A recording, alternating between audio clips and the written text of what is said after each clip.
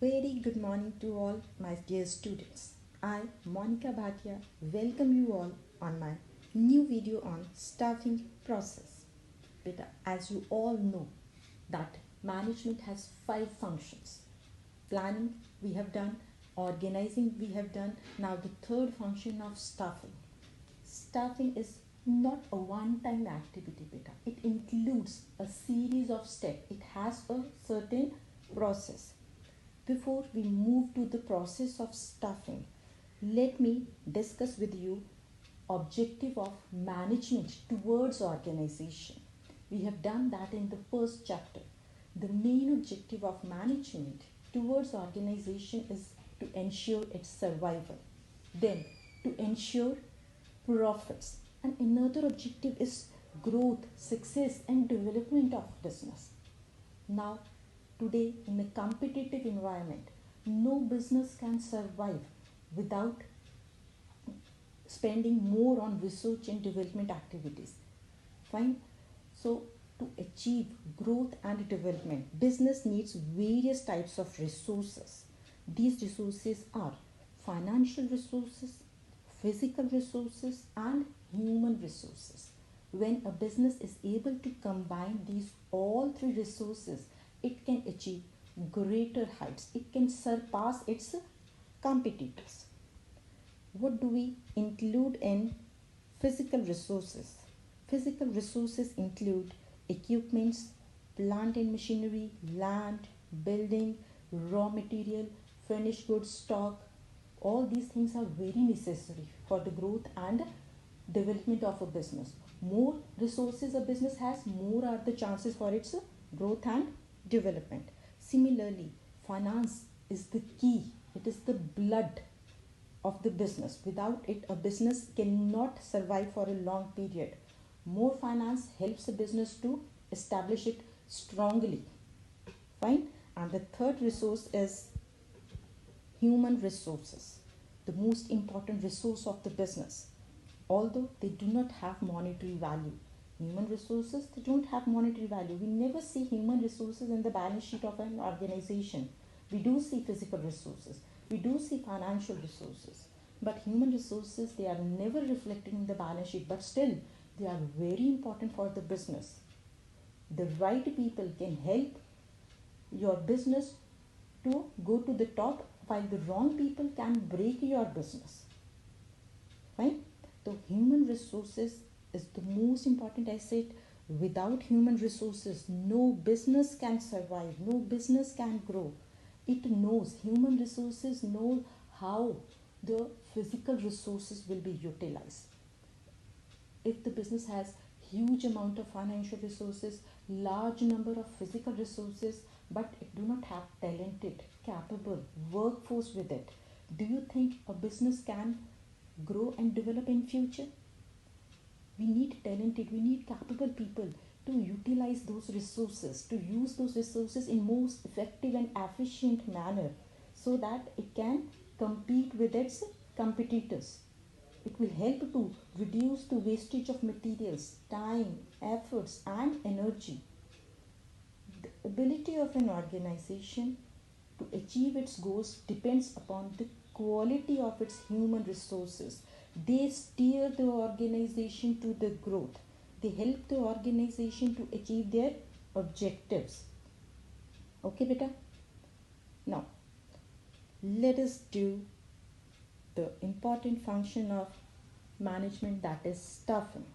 Staffing is basically related with selecting right person for the right job.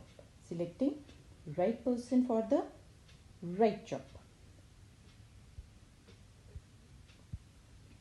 As we have done, beta, 2 functions we have already done, and third function we are doing. Planning. What do we do in planning? We decide what is to be done. करना क्या है हमें बेटा. In organizing, we decide how it is to be done. We create a organization structure. We create a management hierarchy. Fine. And in staffing, we decide who is to do it, who will fill that management hierarchy, who will fill those job positions which are created in the organizing function of management. Staffing basically है क्या बेटा?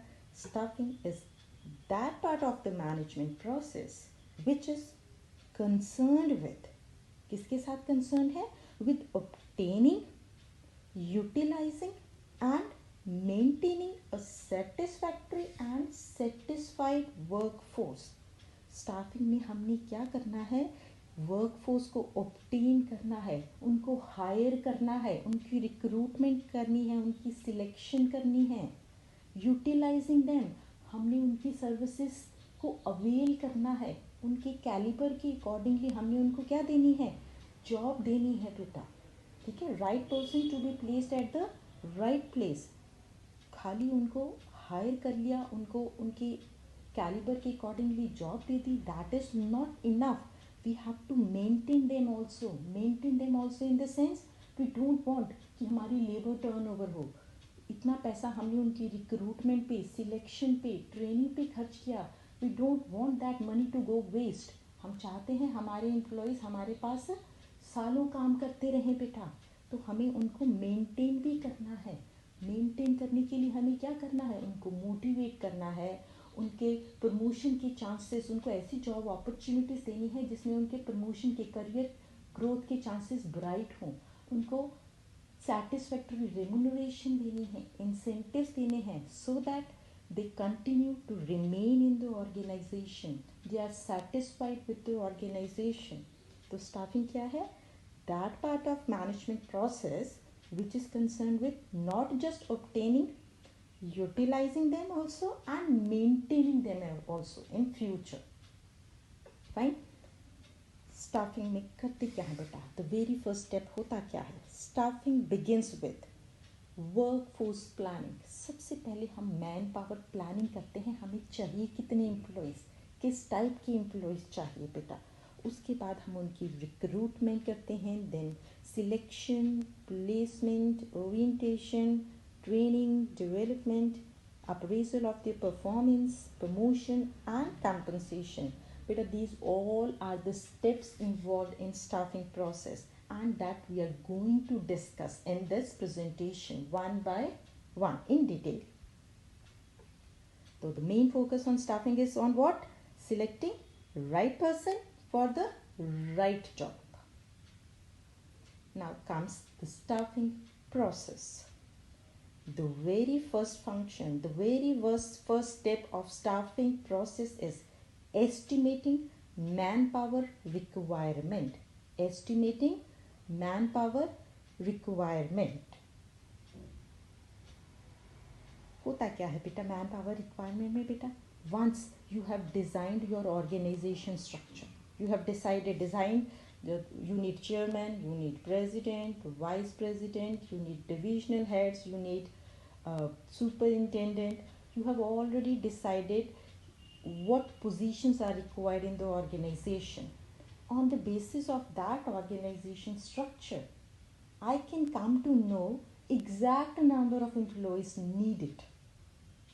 मेरे चाहिए कितने employees बेटा? once I have designed the structure of organization, I can calculate, it can come to my mind कि मुझे कितने एम्प्लॉयज़ चाहिए और किस टाइप के एम्प्लॉयज़ चाहिए। ठीक है, on the basis of the structure, organization structure that I have already decided in the previous function. तो देखते हैं मैन पावर रिक्वायरमेंट है क्या बेटा? It means knowing how many persons are needed and of what type. what type का मतलब यहाँ पे क्या है? उनमें क्या क्वालिफिकेशन होनी चाहिए, क्या उनमें स्किल्स प्रेजेंट होनी चाहिए, ठीक है, उनका क्या एक्सपीरियंस होना चाहिए। इन द ऑर्गेनाइजेशन हमें कितने और किस टाइप के एम्प्लॉयज़ चाहिए to fill various job positions which have already been created. कब क्रिएट हो गई हैं ये जॉब पोजीशंस? जब हमने ऑर्गेनाइजेशन स्ट्रक्चर डिज़ाइन किया था, हमने तभी जॉब पोजीशंस क्रिएट कर ली थी। अब जस्ट हमने उन पोजीशंस को क्या करना है? स्टाफिंग के थ्रू फिल करना है। ठीक है, मैन पावर रिक्वायरमेंट में दो तरह का आपको एनालिसिस करना पड़ता है बेटा, एक वर्क लोड एनालिसिस और दूसरा है work force analysis. Work load analysis क्या होता है? It is the number and type of employees which are necessary for the performance of various job positions and accomplishment of organizational goals. Organization के goals को achieve करने के लिए हमें कितने और किस टाइप के एम्प्लॉयज़ चाहिए.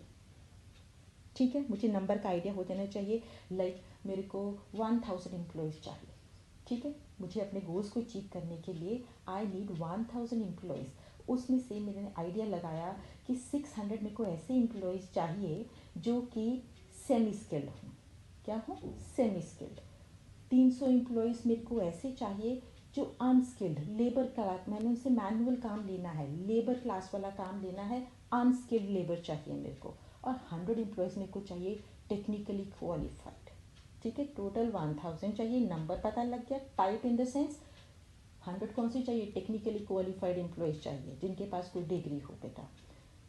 300 कौन सी चाहिए? अनस्किल्ड, कोई भी डिग्री नहीं हो चलेगा बेटा. 600 कौन सी चाहिए? सेमी स्किल्ड, लाइक कोई क्लेरिकल जॉब करनी है, कोई जिसमें बहुत ज़्यादा टेक्निकल क्वालिफिकेशन की ज़रूरत नहीं है.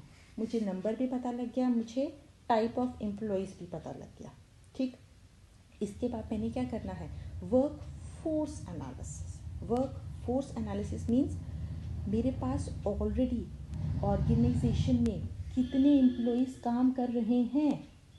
How many employees already are working in the organization at present. ठीक, मुझे 1000 एम्प्लॉयज़ जैसे मैंने कहा था मुझे चाहिए बेटा. मेरे पास ऑलरेडी स्किल्ड एम्प्लॉयज़ 60 हैं. मेरा एस्टिमेट कितना था? वर्कलोड एनालिसिस के हिसाब से मेरे को कितने चाहिए थे? 100 चाहिए थे ना स्किल्ड. 60 तो मेरे पास पहले से ही हैं. तो जब मैं इन दोनों को कंपेयर करूँगी मुझे पता लग जाएगा मुझे 40 एम्प्लॉयज़ और चाहिए बेटा. ठीक है, अनस्किल्ड लेबर मेरे पास ऑलरेडी 200 काम कर रही है. I need 300 unskilled employees. तो how many more I need? By comparing workload analysis and workforce analysis I can come to know कि मुझे 100 और ज़रूरत है नए एम्प्लॉयज़ की ताकि मेरे गोल्स अचीव हो सके बेटा. सिमिलरली 600 आपको सेमी स्किल्ड जॉब्स के लिए एम्प्लॉयज़ चाहिए थे. आपके पास अगर 400 ऑलरेडी हैं ऑर्गेनाइजेशन में तो 200 एम्प्लॉयज़ और रिक्रूट करने की ज़रूरत है मेरे को. तो by comparing workload analysis and workforce analysis. Workforce analysis means जो presently working employees in the organisation है. तो इन दोनों को कंपेयर करके मुझे पता क्या लग जाएगा मुझे और कितने एम्प्लॉयज़ चाहिए. I will start thinking of the next step. अब मैं कैसे अरेंज करूँ. फाइन. तो मैन पावर रिक्वायरमेंट में दो मेन चीज़ें. पहला workload analysis. Workload analysis means कितने एम्प्लॉयज़ चाहिए. ये एनालिसिस आपने किस हिसाब से करना है? अपने गोल्स, अपने ऑब्जेक्टिव्स को ध्यान में रखते हुए. ठीक है, कि हमारा वर्कलोड कितना है, कितने, क्या टारगेट है हमारा, उसको ध्यान में रखते हुए आपने आइडेंटिफाई करना है number and type of employees. Then work force analysis में you will see already work force जो आपके ऑर्गेनाइजेशन में काम कर रही है बेटा. On comparing these two, we can find the number of employees, additional number of employees that we need. But एक चीज़ ध्यान में रखिए बेटा, अगर कोई नई ऑर्गेनाइजेशन है उसमें वर्कफोर्स एनालिसिस तो हो ही नहीं सकता क्योंकि नई ऑर्गेनाइजेशन है उसके पास कोई एग्जिस्टिंग मैन पावर तो नहीं होगी ना. वर्कलोड एनालिसिस वो ज़रूर करेंगे कि हमें इतने 1000 एम्प्लॉयज़ चाहिए. जब वर्कफोर्स एनालिसिस करने बैठेंगे उनके पास तो एग्जिस्टिंग मैन पावर ज़ीरो है बेटा. दैट मीन्स उनको सारे के सारे एम्प्लॉयज़ बाहर से ही रिक्रूट करने पड़ेंगे बेटा. अरेंजमेंट करना पड़ेगा कि इन एम्प्लॉयज़ का ताकि ऑर्गेनाइजेशन के गोल्स अचीव हो सके. ओके बेटा जी, क्लियर है first step. After that our next step, after man power requirement the next step is recruitment of employees. अब रिक्रूटमेंट में क्या होता है बेटा? Recruitment may be defined. इसको कैसे डिफाइन करेंगे? It is the process of searching for prospective employees and stimulating them to apply for the job. क्या है रिक्रूटमेंट? इसमें हमने मोटिवेट करना है लोगों को to apply for job positions which are existing in the organization. ठीक है, we look out for people who are willing to work and stimulate them and encourage them to apply. कि वो जॉब के लिए क्या करें? अप्लाई करें बेटा. रिक्रूटमेंट को पॉजिटिव प्रोसेस कहा जाता है. क्यों पॉजिटिव प्रोसेस कहा जाता है? Because it seeks to attract as many number of applicants as possible to apply for available jobs. हमारी कोशिश होती है जो हमारी जॉब वैकेंसी है उसके लिए जितनी ज़्यादा एप्लीकेशंस आ जाएं उतना अच्छा है, ठीक है. We want to encourage as many people, more and more people to apply for various vacancies या positions available in the organization, ठीक है. रिक्रूटमेंट का सक्सेस किससे डिटर्मिन होगा? जितनी ज़्यादा एप्लीकेशंस आएंगी बेटा. रिक्रूटमेंट हम किसके थ्रू कर सकते हैं बेटा? दो सोर्सेज हैं आपके. One is internal sources. Internal sources, ये सोर्स तभी चलेगा बेटा अगर एग्जिस्टिंग ऑर्गेनाइजेशन है. इंटरनल सोर्सेज में हम क्या कर सकते हैं, हमें लाइक स्किल्ड जॉब के लिए लाइक 40 एम्प्लॉयज़ की और ज़रूरत थी. व्हाट वी कैन डू, हम पुराने एम्प्लॉयज़ को प्रमोट कर सकते हैं, ठीक है, या किसी और डिपार्टमेंट में से कुछ और एम्प्लॉयज़ की क्या कर सकते हैं, ट्रांसफ़र कर सकते हैं. प्रमोशंस, ट्रांसफर्स, डिमोशंस भी हो सकता है but rarely use. Normally promotions और ट्रांसफर्स का इस्तेमाल किया जा सकता है ऑर्गेनाइजेशन के अंदर से ही. एम्प्लॉयज़ को जो वैकेंट पोजीशंस है उनको फिल किया जा रहा है बेटा, ठीक है. अनदर सोर्स क्या हो सकता है? External source. हम बाहर से, ऑर्गेनाइजेशन के बाहर से रिक्रूट कर रहे हैं एम्प्लॉयज़ को through advertisement, by giving advertisement in newspaper. पढ़ा ना सिचुएशन वैकेंट का, क्लासिफाइड्स में आती हैं. आप एम्प्लॉयमेंट न्यूज़ देख लीजिए, उसमें बहुत सारी एडवर्टीजमेंट आती हैं जॉब वैकेंसीज़ की. बहुत सारी साइट्स हैं, वेब पब्लिशिंग कर सकते हैं, naukri.com, monster.com, ठीक है. कैंपस रिक्रूटमेंट कर सकते हैं. There are numerous external sources. ज़रूरी नहीं आपने ऑर्गेनाइजेशन के अंदर से ही एम्प्लॉयज़ को रिक्रूट करना है बेटा. तो there can be internal sources, there can be external sources. तो रिक्रूटमेंट का मेन मोटिव क्या है? लोगों को एनकरेज करना. क्या करना? एनकरेज करना, ताकि वो जॉब के लिए अप्लाई करें. इसको पॉजिटिव प्रोसेस क्यों कहते हैं? Because we try to attract as many applicants as possible. As many applicants as possible, क्योंकि जितनी ज़्यादा एप्लीकेशन होंगी फिर हम उनमें से जो बेस्ट कैंडिडेट को क्या कर सकेंगे? सिलेक्ट कर सकेंगे. अगर मेरे पास वैकेंसीज 10 हैं और 10 ही एप्लीकेंट्स ज्वाइन कर अप्लाई करते हैं तो मुझे उन 10 को ही सिलेक्ट करना पड़ेगा. हो सकता है वो सारे इतने कैपेबल ना हो बेटा. हाँ, अगर 10 की बजाय मेरे पास 1000 एप्लीकेंट्स आए हैं तो उनमें से मैं बेस्ट को क्या कर सकती हूँ? सिलेक्ट कर सकती हूँ, ठीक है. रिक्रूटमेंट में हमारी कोशिश ज़्यादा से ज़्यादा लोग क्या करें? अप्लाई करें बेटा. तो it is a positive process. ये चीज़ ध्यान में रखिएगा बेटा. The next step after recruitment is selection of employees. अब हमने क्या करनी है? एम्प्लॉयज़ की सिलेक्शन करनी है बेटा. we receive so many applications but we don't select all the applicants. सबको सिलेक्ट नहीं करते, हम सिर्फ बेस्ट पॉसिबल कैंडिडेट को सिलेक्ट करते हैं उनमें से, ठीक है. तो इसमें बहुत सारे स्टेप्स भी होते हैं बेटा. क्या कहता है पहले? Selection is the process of identifying and choosing the best person out of a number of prospective candidates. अगर आपकी रिक्रूटमेंट अच्छी हुई है तो सिलेक्शन डेफिनेटली अच्छी होने के चांसेस बढ़ जाते हैं बेटा, ठीक है. बहुत सारा आपके पास लार्ज नंबर ऑफ कैंडिडेट्स है, उनमें से आपने बेस्ट को सिलेक्ट करना है. सिलेक्शन अगेन एक वन टाइम एक्टिविटी नहीं है बेटा, इसमें भी बहुत सारे स्टेप्स इन्वॉल्व हैं. ब्रीफली डिस्कस करेंगे बेटा. पहला क्या होता है?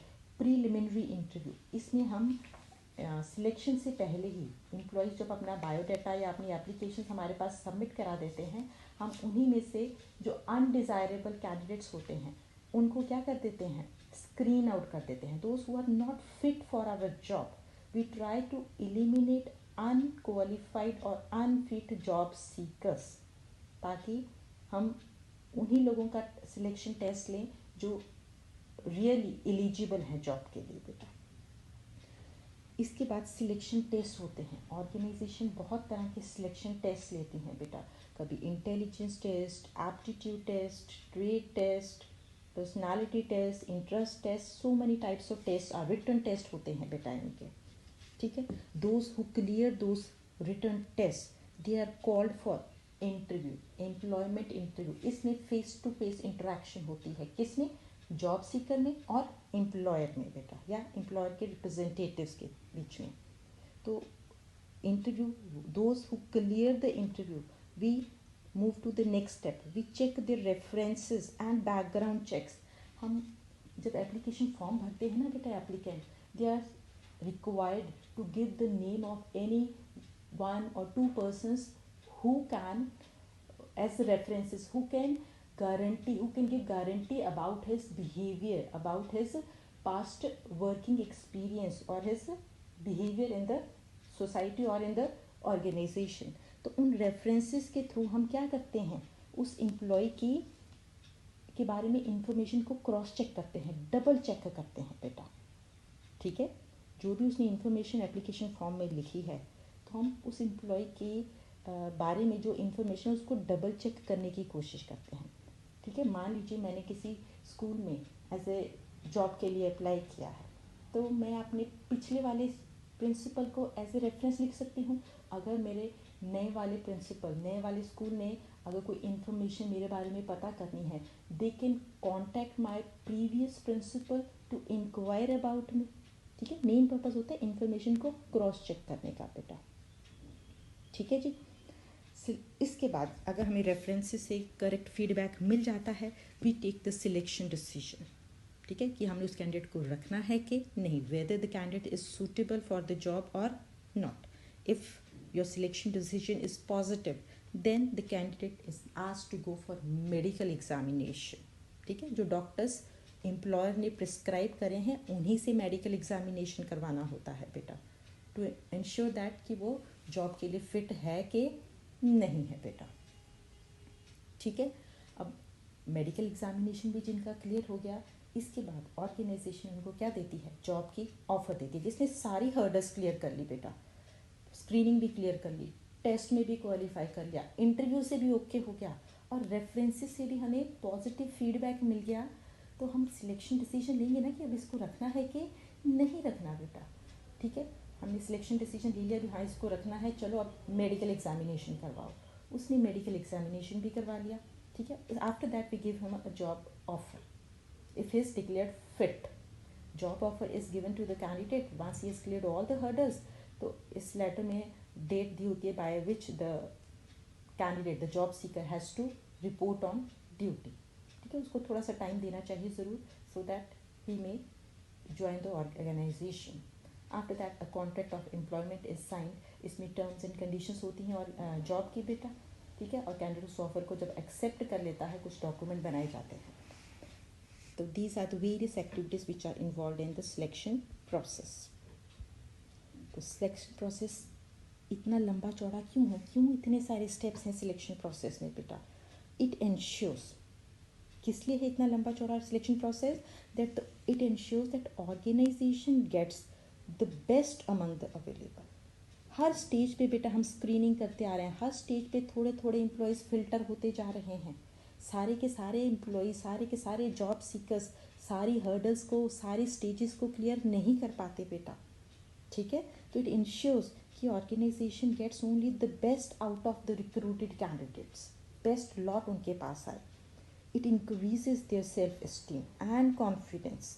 जो सिलेक्ट हो जाते हैं उनका कॉन्फिडेंस लेवल बढ़ जाता है, और ये भी कन्वे करता है the seriousness with which things are done in the organization. हम ऐसे ही किसी को सिलेक्ट नहीं कर लेते, you have to clear all the hurdles, only then if you are fit, only then you are selected for the job in the organization. then selection को बेटा negative process कहा जाता है। क्यों कहा जाता है नेगेटिव प्रोसेस, बता सकते हो आप?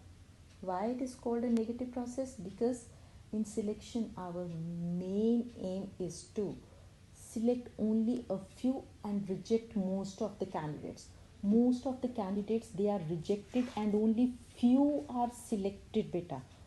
You can see through the selection process at every stage employees are being eliminated. At every stage, as we move to the next step, some employees are eliminated, then we move to the next step, again more number of employees are eliminated.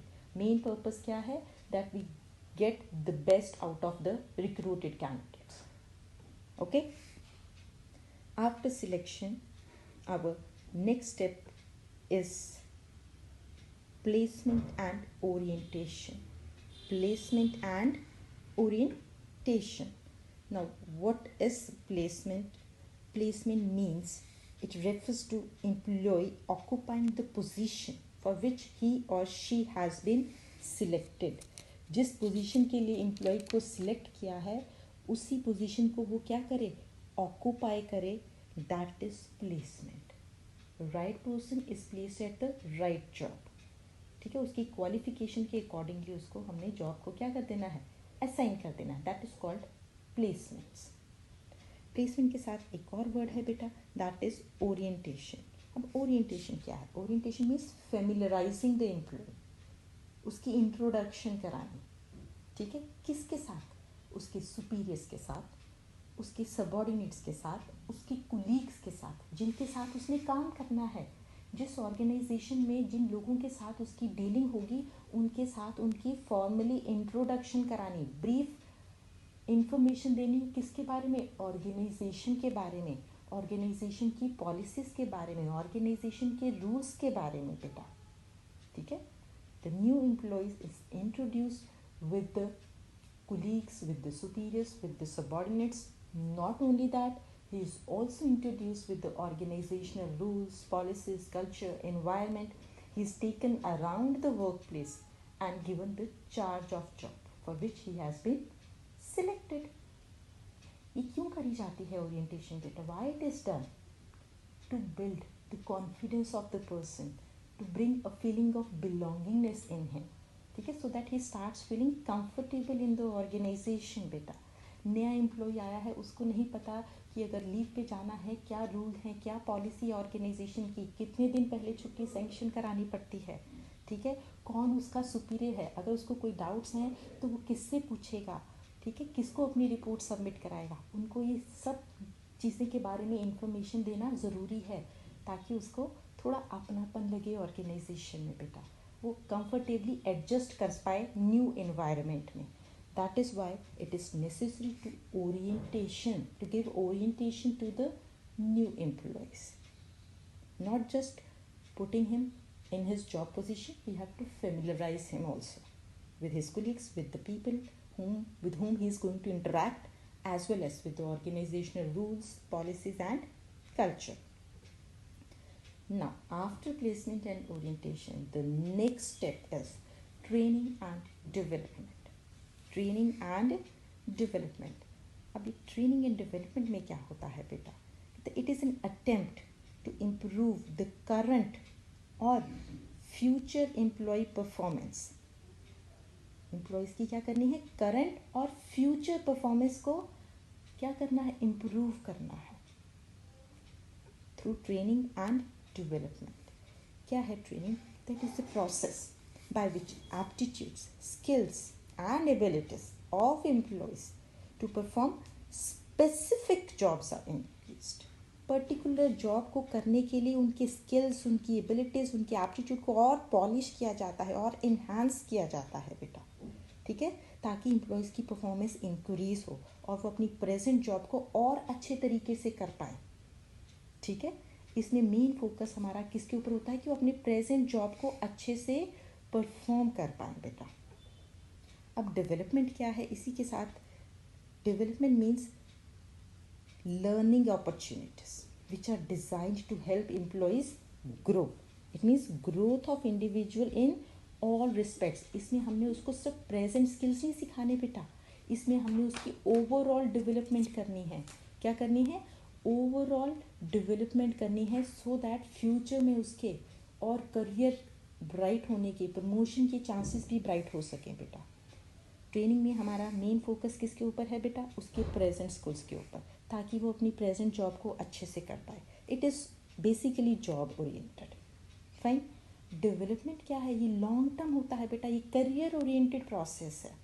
It is a process of growth, it is a process of learning so that overall growth of employees takes place and it is ongoing process बेटा. ये चलता रहता है, wider term है. Development is a wider term. Fine. तो we have to go for training and development of the employees. जो नए employees आए हैं एज वेल एज जो एग्जिस्टिंग एम्प्लॉयज़ भी होते हैं बेटा, उनको भी ट्रेनिंग एंड डेवलपमेंट की ज़रूरत पड़ती है. जैसे जैसे टेक्नोलॉजी एडवांसमेंट्स, इनोवेशंस होती हैं तो उनके स्किल्स को अपडेट करना ज़रूरी है. तो training development is required for new employees definitely, and it is also required for existing employees. Right. After training and development, our next step is performance appraisal. Now, after the employees, they have undergone a period of training, and they have been on the job for some time, कुछ साल उन्होंने या कुछ महीने उन्होंने काम भी कर लिया. Now there is a need to evaluate their performance. Evaluate करना है, जज करना है उनकी परफॉर्मेंस को बेटा, थ्रू सम फॉर्मल और इनफॉर्मल मीन्स. ठीक है. तो परफॉर्मेंस अप्रेजल का मतलब क्या है? इवैल्यूएटिंग एन एम्प्लॉयज करंट और past performance against certain pre determined standards. हमने उनके लिए कुछ टारगेट सेट कर देने हैं और देखना है क्या वो उन टारगेट्स को अचीव कर पा रहे हैं कि नहीं कर पा रहे बेटा. We have to define their job, we have to set their targets. फिर हमने उनकी परफॉर्मेंस को नोट डाउन करना है और उनको फीडबैक भी देना है ताकि उनको पता लगे कि हाउ दे आर डूइंग बेटा. परफॉर्मेंस इवैल्यूएशन या परफॉर्मेंस अप्रेजल क्यों करा जाता है बेटा? So that we can come to know कौन सी एम्प्लॉयज़ अच्छा काम कर रहे हो. How many of the employees they are lying in the category of outstanding employees, और कौन से एम्प्लॉयज़ ऐसे हैं जो अच्छे से अपनी जॉब को परफॉर्म नहीं कर पा रहे. तो we can come to know कि जो अच्छा कर रहे हैं हमें उनको और इंसेंटिव देनी चाहिए, उनको और इनकरेज करना चाहिए. फ्यूचर में हम उनको और रिस्पॉन्सिबिलिटी वाली जॉब्स दे सकते हैं बेटा. ऑन द अदर हैंड जो एम्प्लॉयज़ अच्छा काम नहीं करे, जिनकी performance up to the standard नहीं है, दैट मीन्स उनको फिर से ट्रेनिंग की ज़रूरत है, गाइडेंस की ज़रूरत है या मोटिवेशन की ज़रूरत है. तो performance appraisal is very much necessary. It should be done at regular intervals and employees should also get the feedback on their performance. ठीक है. So that they can come to know where to improve upon, or if they are doing good, they can be given more challenging jobs in future. Now after performance appraisal, they get the next step is promotion and career planning. Promotion and career planning. Now, what is promotion and career planning beta? An employee wants to improve, wants to go ahead in his job. He is not working for job only. He wants that his job, that there are chances of growth in his job. He wants enhancement. He wants upward shift in his job. तो promotion का मतलब क्या है? It refers to being placed in a position of increased responsibility. It usually means more pay, more responsibility, as well as more job satisfaction. ठीक है. It is upward shifting in the hierarchy. हम upward shift होते हैं hierarchy में बेटा. ज़्यादा पे मिलेगी, ज़्यादा रिस्पॉन्सिबिलिटी भी होगी, जॉब सेटिस्फैक्शन भी होगी बेटा. It satisfy our ego needs. Promotion. ठीक है. तो it becomes necessary for an organization to address career related issues and promotional avenues, because by offering the opportunities for career advancement to the members, organizations are not able to attract but also retain talented people. हमने talented लोगों को सिर्फ एक बार attract नहीं करना, हमें उनको retain भी करना है, so that they continue to remain in the organization. The promotions should be an integral part of the organizational plan, staffing plan. Fine. After that, the next step, the last step of staffing process is compensation. Compensation, what is compensation? Compensation means all forms of pay or rewards going to employees. It can be in the form of wages, salaries, incentives, in any form beta. There are two types of payments, direct financial payments and indirect financial payments. Direct financial payments में like wages हो गई, salary, commission, incentive, bonus. Directly उनको पैसे मिलते हैं बेटा. Indirect financial payments बेटा, they are like perquisites, perks, in kind facilities. उनको डायरेक्ट कैश नहीं दिया जाता, उनको फैसिलिटीज़ दी जाती हैं बेटा. लाइक रेंट फ्री अकोमोडेशन दे दी, घर दिया, रेंट कंपनी कोई चार्ज नहीं करेगी, फ्री अकोमोडेशन. ठीक. Employer paid vacations, paid vacations मिलती हैं बेटा, that is a perquisite. Like हम टीचिंग स्टाफ हैं बेटा, हमें 40 डेज़ की समर वेकेशंस मिलती हैं बेटा, हमें सैलरी भी मिलती है उसके लिए बेटा. Paid vacation and that's the perk. हर जॉब में ये फैसिलिटी नहीं मिलती, बैंक वालों को नहीं मिलती बेटा, कंपनी के एम्प्लॉयज़ हैं उनको नहीं मिलती, सिर्फ टीचिंग स्टाफ को मिलती है बेटा. तो that is a indirect financial payment बच्चे. ठीक है. कुछ मेडिकल फैसिलिटीज़ भी मिल जाती हैं. तो compensation can be in the direct form और इनडायरेक्ट मॉनेटरी बेनिफिट्स भी हो सकते हैं. अब कंपनसेशन कैसे पे करनी है, दैट यू शुड नो कि हमें वेज रेट देखना चाहिए ध्यान से. ठीक है, हमारे कंपटीटर कितना पे कर रहे हैं, कॉस्ट ऑफ लिविंग क्या है उस एरिया की जिस एरिया में हम बिजनेस कर रहे हैं बेटा. सब चीज़ों को ध्यान में रखते हुए ही कंपनसेशन पे करनी होती है. ठीक, with this we are finishing our staffing process. अब फटाफट इसको एक बार रीकैप कर लेते हैं. हमने कौन कौन से स्टेप्स डिस्कस किए बेटा.